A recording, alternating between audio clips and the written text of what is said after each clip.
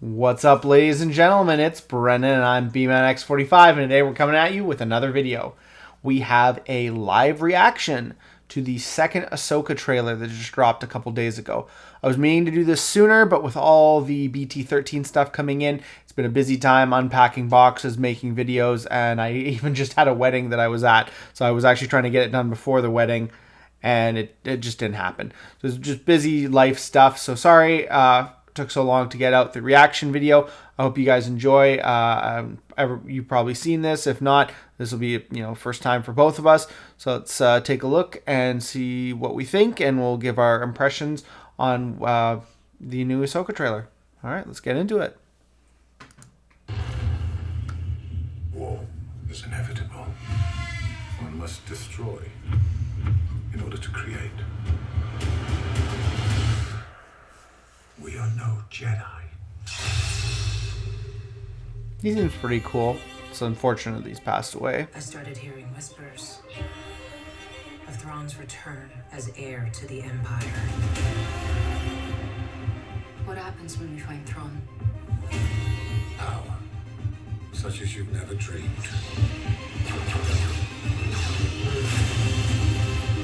I've spent most of my life fighting a war. That's why I'm trying to convince you to help me prevent another one. You and I both know who could help you with this. She's still just as stubborn as ever. I bet your master found you difficult at times. Anakin never got to finish my training. I walked away from him, just like I walked away from Sabine. You never made things easy for me, Master. As a Jedi, sometimes you have to make the decision no one else Ezra, can. nice. But I'm counting on you to see this through. Nice haircut.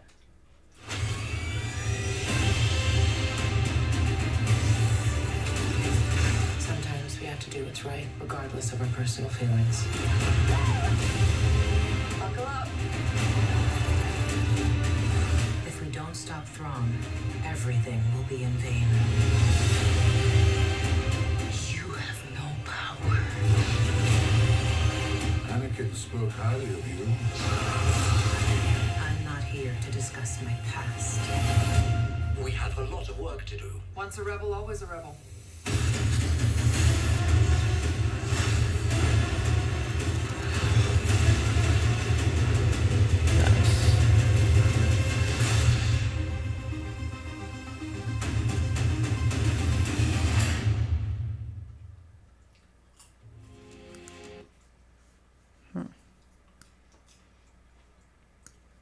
That's cool. I mean, I like it. I mean, it looks pretty cool. I really like the bad guy. Seems like he's going to be really legit. Seems like he's going to be an interesting character to follow. I do like Sabine with the short hair, but I kind of feel like it's kind of pointless in having her grow out her hair and then cut it back to being short like it was. Just it feels like an empty gesture. I feel like there's too much of that going on. It's like, oh, free myself from this long hair. And it's like, it's just kind of a pointless gesture at this point. If you should just had her have the hair that she had in the show, the short hair.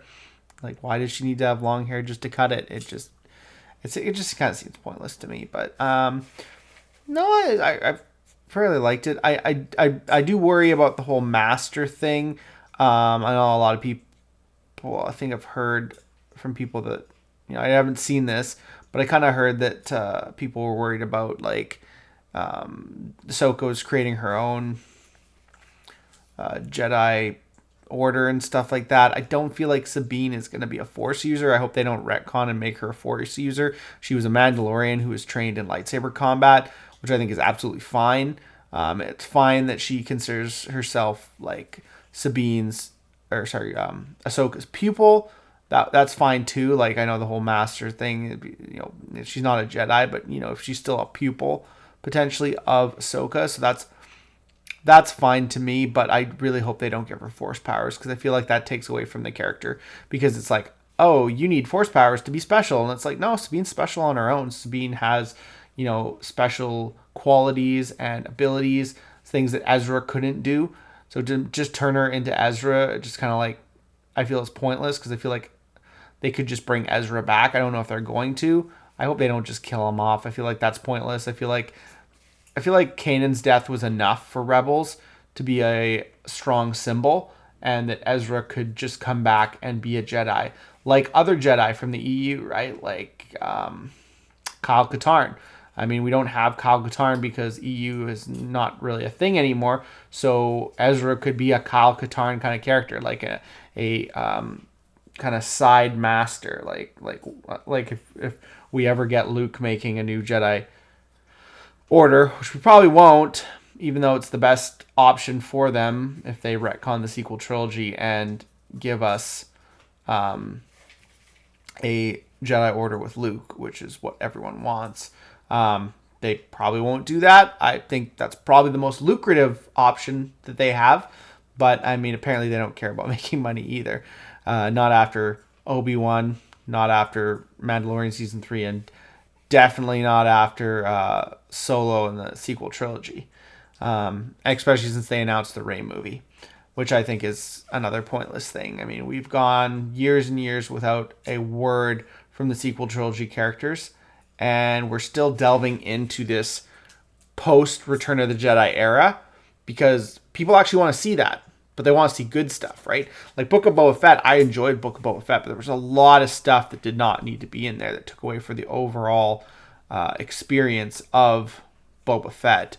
So for this trailer, I'm really excited because I really like Clone Wars and Rebels. I really like all the characters.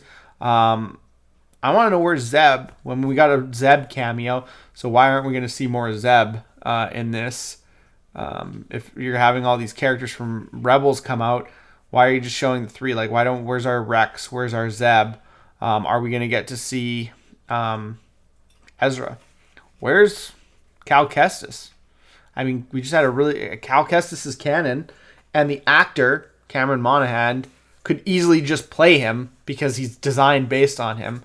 I think I want to see Cal Kestis in this universe. If you're going to bring all these characters in, I think Cal Kestis would be a fine addition to these kind of survived Jedi that kind of been doing their own things. I think that's fine. Like, it's like, oh, where were they during, they were off out in the galaxy struggling with their own, like it was kind of, the galaxy was very disjointed during the Empire, and they all kind of chose their battles, right? Like Ezra chose his battle on Lothal, and that's kind of where all of the Rebels crew focused their efforts into, was that battle on Lothal, whereas Luke focused on the growing rebellion, on that that sect of the rebellion and then when Darth Vader found out who he was, he went after him because he's his son, and basically that's why they had their whole thing, because he found out that Luke Skywalker was there, and then he went after him. So I mean, I think there's no problem with having these different little sects and stuff like that, but I feel like cohesively they should all meet and connect in some way, especially after Ahsoka visited Luke, because it's kind of like, hey, you're going to be the new Jedi Master now, but I'm creating my own Jedi Order, so screw you. So if without Luke in there, it doesn't make a lot of sense. I really hope that this is not a budget heir to the Empire. I hope that we eventually get more of an heir to the Empire. I hope this is like a prelude to it, because Timothy Zahn's work is amazing, and I just don't think it should be cheapened. I think it should be honored. But I really love the character of Ahsoka, and I'm really hoping they do a good job with this. I hope it's not like going to be the Force's female again, because I feel like that's been crammed down our throats to death, especially in Obi-Wan and even in The Mandalorian, because like, yeah, it was kind of like, it's The Mandalorian, but he's not The Mandalorian anymore. And it's like, they call him Mando. They literally call him Mando. They don't call Bo-Katan Mando. They don't call the armor Mando. They don't even call any of the other guys Mando.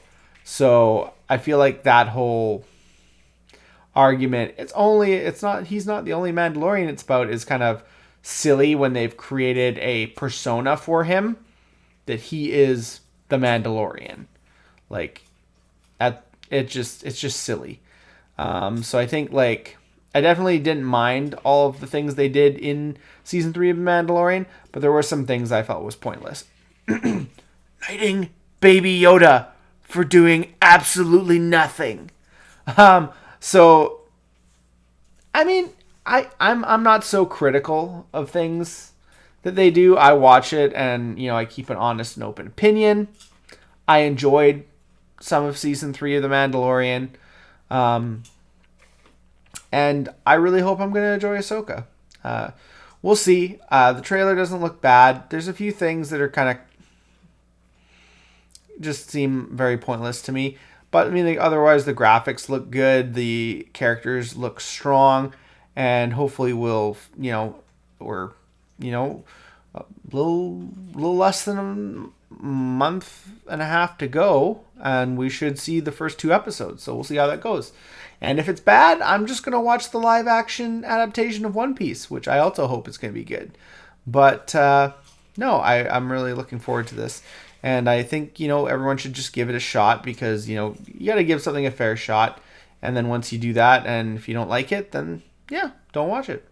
But tell me what you guys think in the comments. Let me know if you're excited for this, if you are happy that we're getting Ahsoka, what you're hoping for. Are you hoping for the retcon of the sequel trilogy, or do you think this is all heading into the sequel trilogy and it's just going to make everything that we didn't like about The Last Jedi legitimate?